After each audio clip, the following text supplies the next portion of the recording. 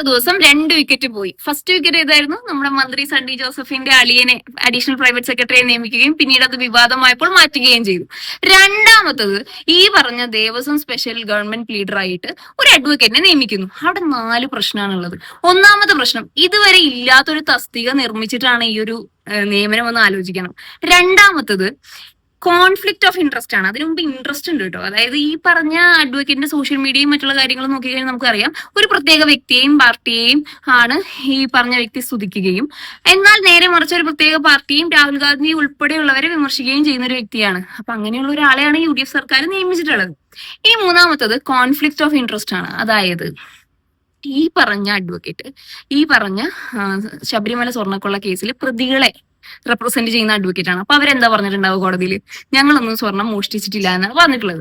ഇനി ഈ പറഞ്ഞ അഡ്വക്കേറ്റ് ആണ് ഇനി കോടതിയിൽ സർക്കാരിനെ റെപ്രസെന്റ് ചെയ്യാൻ പോകുന്നത് ഇവര് മോഷ്ടിച്ചു എന്ന്. ഇവിടെ ഒരു പ്രശ്നമുണ്ട് അല്ലെ. നാലാമത്തത്, ഈ ഒരു നിയമനത്തെ പറ്റി നമ്മുടെ വകുപ്പ് മന്ത്രിയോട് ചോദിച്ചപ്പോൾ വകുപ്പ് മന്ത്രിക്ക് അറിയില്ല അല്ലെ. അപ്പൊ യാതൊരുവിധ ചർച്ചകളോ അല്ലെങ്കിൽ കോൺഗ്രസ് പാർട്ടിയിലോ ചർച്ചകളോ ഇല്ലാതെ മുഖ്യമന്ത്രി നേരിട്ട് നടത്തിയ നിയമനമാണ്.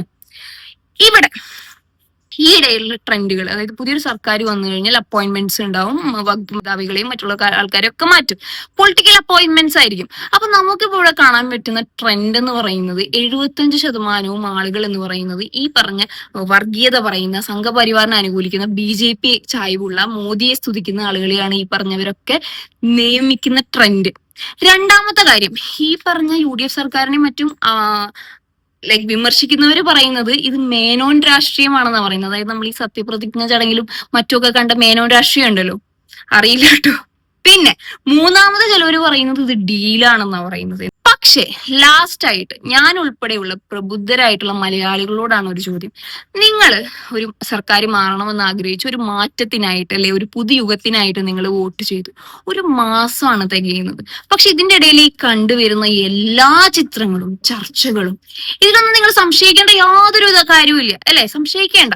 പക്ഷെ ഇതിലൊക്കെ ഒരു യുക്തിയില്ലായ്മയും അതുപോലെ തന്നെ എന്തോ ഒരു പ്രശ്നം നിങ്ങൾക്ക് കാണാനായിട്ട് സാധിക്കുന്നില്ലേ? അവിടെയാണ് ഒന്ന് ചിന്തിക്കുക.